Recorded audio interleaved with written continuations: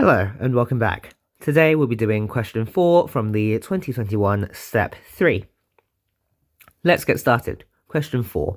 Let n be a vector of unit length and pi be the plane through the origin perpendicular to n.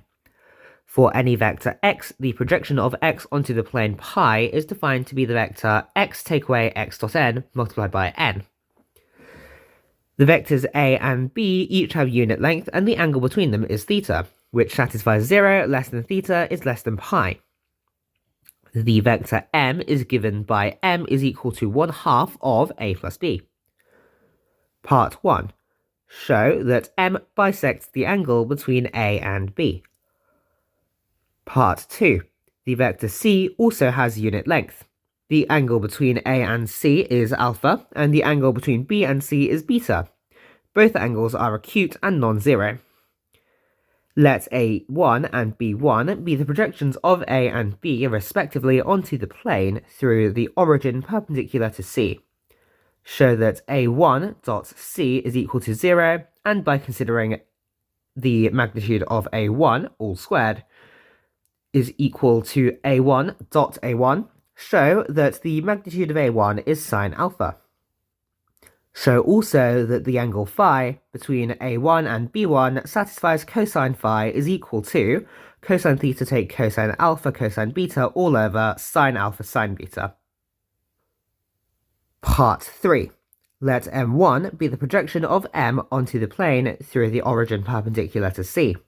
Show that M1 bisects the angle between A1 and B1 if and only if alpha is equal to beta, or cosine theta is equal to cosine of alpha take away beta.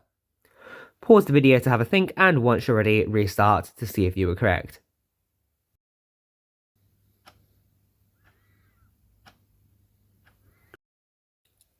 Let's get started with part 1.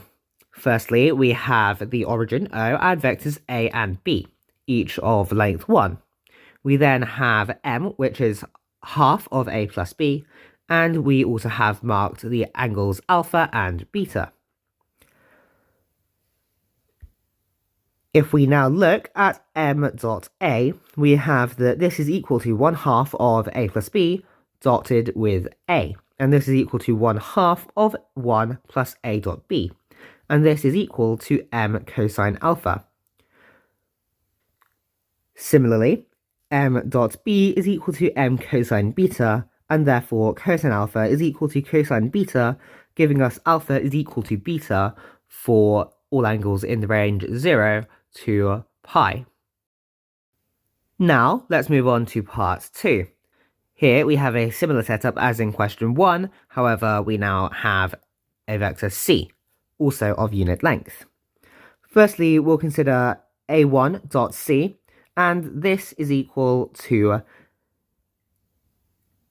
c dotted with a take away a dot c multiplied by c, and this is equal to a dot c take away a dot c multiplied by c dot c.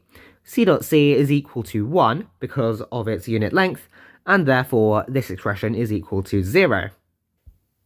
We will also notice that a dot c is equal to cosine alpha, b dot c is equal to cosine beta, and a dot b is equal to cosine theta. We will now also write down expressions for the projections A1 and B1 given the above, and now we can consider the square of the magnitude of A1, which is equal to A1 dot A1. Expanding out with the definitions, we have that this is equal to A dot A take away 2 of A dot C plus A dot C, A dot C, C dot C, and this is equal to 1 take away 2 cosine squared alpha plus 1 of cosine squared alpha, and this is equal to sine squared alpha. Thus, we have that the magnitude of A1 is equal to sine alpha. Lastly, we will have the angle phi. Firstly, we'll notice that A1 dot B1 is equal to their magnitudes multiplied by cosine of phi. That is sine alpha, sine beta, cosine phi. A1 dot B1 is also equal to cosine theta take away cosine alpha, cosine beta, following a similar process to the above. Thus, we can rearrange and write cosine of phi is equal to cosine theta take cosine alpha cosine beta all over sine alpha sine beta.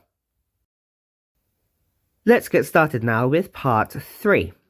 Firstly, we will write down an expression for m1 using the definition of a projection given above. And then we will replace m with 1/2 of a plus b. We can then separate all the terms in a and all the terms in b, and we end up with half of a1 plus b1 because we get two different projections, one of a and one of b. From this, we can see that m1 will bisect the angle phi if and only if m1.a1 over sine alpha is equal to m1.b1 over sine beta. From this expression, we can multiply through by 2 sine alpha sine beta, and then we can simplify to get that sine squared alpha plus a1.b1 multiplied by sine beta is equal to sine squared beta plus a1.b1 all multiplied by sine alpha. We can then rearrange and simplify further to get a1.b1 take away sine alpha sine beta multiplied by sine alpha take sine beta is equal to 0. This gives us two cases. 1, sine alpha is equal to sine beta, and therefore alpha is equal to beta, and this holds for all acute angles. Or we have that cosine theta take cosine alpha cosine beta is equal to sine alpha sine beta. And this means that cosine theta is equal to cosine of alpha take beta, as required. If you liked our video, please like and subscribe, and we'll see you next time for some more fun maths problems. Thanks for watching, and goodbye.